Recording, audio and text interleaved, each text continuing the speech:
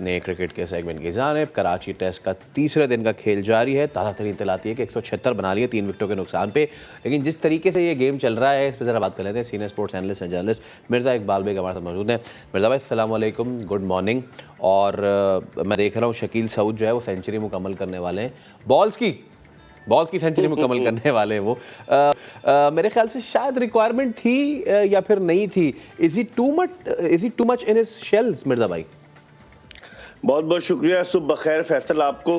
दरअसल कल जिस तरह से मैं खुद मैदान में मौजूद था, ऐसा लग रहा था कि सऊद शकील बिल्कुल विकेट पर जाकर सो गए। और जो आप सेंचुरी की बात कर रहे थे, बिल्कुल सही कह रहे हैं। कल भी उन्होंने बहुत ज्यादा डॉट बॉल्स खेली, लेकिन आज उनको कुछ ख्याल आया, 2-3 चौके भी उन्होंने लगाए। 26 से ज्यादा रन पर बैटिंग कर रहे थे। मैं समझता हूँ कि पाकिस्तान के लिए ये विकेट बड़ी इंपॉर्टेंट है, ये पार्टनरशिप बड़ी इंपॉर्टेंट है, क्योंकि इसके बाद सरफराज अहमद और सलमान आगा को बैटिंग के लिए आना है, और फिर उसके बाद आपको पता है हमारी बैटिंग का क्या हाल होता है। तो अगर न्यूजीलैंड की टीम पहली इनिंग्स में पाकिस्तान के खिलाफ 100 या 125 रन की सबकत लेने में कामयाब हो गई, तो मैं समझता हूँ अपर हैंड फिर न्यूजीलैंड का रहेगा, क्योंकि चौथी इनिंग्स पाकिस्तान को खेलना होगी।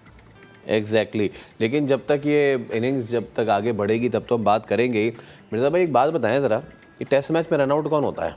मतलब कि कल मैं देख रहा था, अच्छा किसी बाबर के फैन ने ये भी किया कि भाई जावेद मियाँदाद भी तो आउट हुए हैं। भाई वो अपने पूरे करियर में जावेद भाई जो हैं वो इतनी मरतबा रनआउट नहीं होंगे जितनी मरतबा बाबर अपने छोटे से इस करियर में रनआउट हो गए।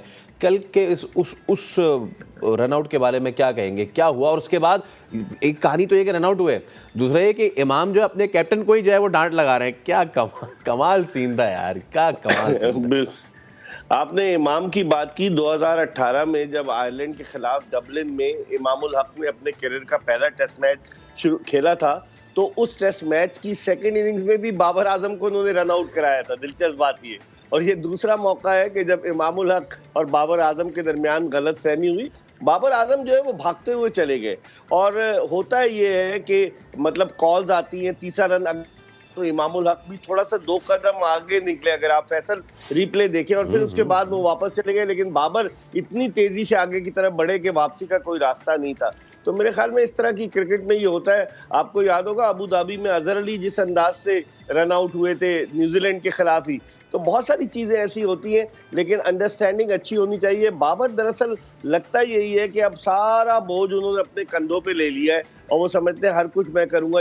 जब भी आपने उनकी कल फ्रस्ट्रेशन देखी थी जब वो रन आउट हुए थे, कितनी देर खड़े रहे, और तकरीबन 6 मिनट उन्होंने लिए ग्राउंड से ड्रेसिंग रूम की तरफ जाने में। और इमामुल हक की जरूर उन्होंने क्लास ली होगी। अभी आज जब मैं स्टेडियम जाऊंगा तो अपने जराये से मालूम करूंगा, पता चलेगा, कुछ ना कुछ जरूर पता चलेगा। मजे की बात पता है क्या हुई? दोनों रन आउट हुए, उसके बाद बाबर ने इमाम की तरफ देखा, इमाम ने बाबर को डांट लगाई, और फिर दोनों ने एक दूसरे की तरफ जो है ना वो कमर करके खड़े हो गए, जैसे अब आप एक दूसरे से नाराज हो गए, जाओ मैं तुमसे नाराज हुआ, मैं बात नहीं कर रहा। लेकिन अच्छा चले जी, अब थोड़ा इस टेस्ट मैच की बात कर लें। और कल एक और शानदार काम हुआ, वो ये कि 340 ऑड पे शायद हमने 9 खिलाड़ी न्यूजीलैंड के आउट कर दिए थे। हम बड़ा खुश हो रहे थे कि चलो 350 के अंदर लपेट देंगे। लेकिन वो पाकिस्तानी कौम की खुशियाँ हैं ना, कभी खुशी कभी गम नहीं है, वो कभी खुशी और कभी बहुत सारा गम है। आखिरी विकेट की पार्टनरशिप पे 100 पड़वा दिए मिर्ज़ा भाई, मतलब क्या किया हमने? 345 पे 9 आउट हो गए थे फैसल, और ऐसा लग रहा था कि इनिंग्स सिमट जाएगी। लेकिन एजाज पटेल और मैट हेनरी की जो पार्टनरशिप थी 104 रन की, वो इस मैच से पाकिस्तान को दूर लेकर चली गई। मैं समझता हूँ कि कप्तानी का भी थोड़ा सा अमल दखल है कि बाबर आजम को टैक्टिक्स यूज करनी चाहिए थी। आखिरी विकेट खेल रही थी, आउट करने के तमाम तर हरबे इस्तेमाल करने चाहिए थे। अब आप देखें, जब तीसरे दिन इन्होंने 20 ओवर्स कराए थे सलमान आगा से, जिन्होंने 3 विकेटें ली थी। लेकिन कल दूसरे दिन, लेकिन कल जब तीसरे दिन जब कल का खेल शुरू हुआ, तो दूसरे दिन का, तो सलमान अली आगा को उन्होंने बॉलिंग ही नहीं दी। 29वें ओवर के बाद बॉलिंग के लिए लेकर आए, जबकि left handed batsman Ajaz Patel खेल रहा था।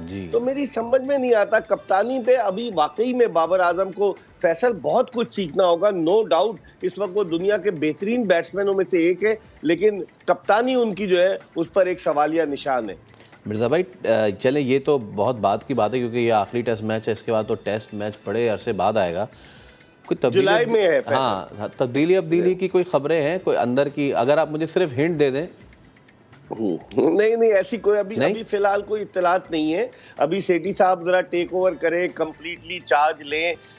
कोचेस की तो छुट्टी हो रही है, सकलैन मुश्ताक और मोहम्मद यूसुफ को वापस एकेडमी में भेजेंगे, लेकिन अभी कप्तानी के हवाले से, टेस्ट की कप्तानी के हवाले से फैसल अभी बहुत सारी चीजें डिस्कस हो रही हैं कि जुलाई में श्रीलंका के खिलाफ सीरीज है और उससे पहले T20 वनडे है। तो मेरे ख्याल में T20 में तो बाबर आजम को ये नहीं हटाएंगे, बज़ाहिर यही लगता है, लेकिन कोई पता नहीं। पाकिस्तान है, बाबर आजम को जिस तरह रमीज राजा ने बैक किया हुआ था, फ्री हैंड दिया हुआ था, तो कोई पता नहीं सेठी साहब कोई ऐसा स्टेप ले ले कि जिससे कप्तानी उनकी, लेकिन टेस्ट कप्तानी तो मुझे खतरे में नजर आता है। मैं सर, मैंने आपसे टेस्ट का ही तो पूछा था, मैंने यही तो पूछा था। यस, के लिए 2-3 उम्मीदवार हैं फैसल। एक तो अगर सरफराज अहमद अपनी जगह पक्की करते हैं तो हो सकता है वो कप्तान बन जाए, क्योंकि जब नजम सेठी साहब को हटाकर एहसान मानी साहब आए थे तो एहसान मानी साहब ने अपने दाएं जानिब सरफराज अहमद को बिठाकर कहा था यही हमारे कप्तान होंगे।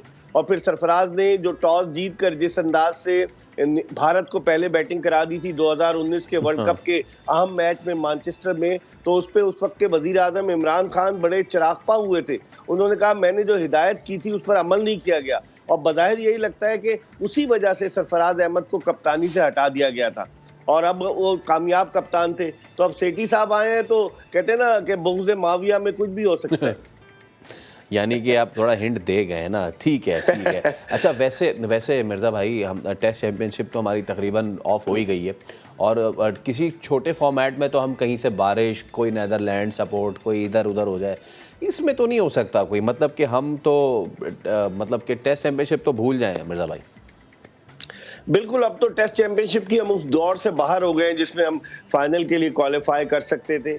तो अब देखते हैं क्या होता है। ऑस्ट्रेलिया के चांसेस हैं फाइनल में चला जाए, साउथ अफ्रीका भी पीछे आ रहा है, उसके अलावा भारत है, तो अब देखते हैं क्या होता है। लेकिन पाकिस्तान के लिए बड़े अफसोस की बात है, हम समझ रहे थे कि हमारी टीम इतनी अच्छी है और होम सीरीज थी दोनों, इंग्लैंड और न्यूजीलैंड के खिलाफ, अगर हम ये सीरीज जीतते तो हमारे इम्कानात बड़े रोशन होते। भारत ने, आपको याद होगा कि टेस्ट चैंपियनशिप का फाइनल न्यूजीलैंड के खिलाफ खेला था जिसमें न्यूजीलैंड ने कामयाबी हासिल की थी, 2021 की मैं बात कर रहा हूँ, साउथहैम्पटन में। तो अब देखें, पाकिस्तान को असर नौ अपनी टेस्ट टीम तश्कील देना होगी। जो T20 के प्लेयर्स हैं फैसल, उनको टेस्ट में नहीं रखना होगा। ये लोग T20 के प्लेयर्स टेस्ट में रखकर समझते हैं कि 4 ओवर का बॉलर जो है वो 2-2 दिन बॉलिंग कर लेगा, ये मुमकिन नहीं है। तो मेरे ख्याल में सोचना पड़ेगा इस हवाले से इनको। ठीक है मिर्ज़ा भाई, सोचने की तो और भी बड़ी ज़रूरत है, लेकिन क्योंकि वक्त कलील है, हम आपसे दोबारा बात करेंगे। और ये ज़रूर सवाल करना चाह रहा था, लेकिन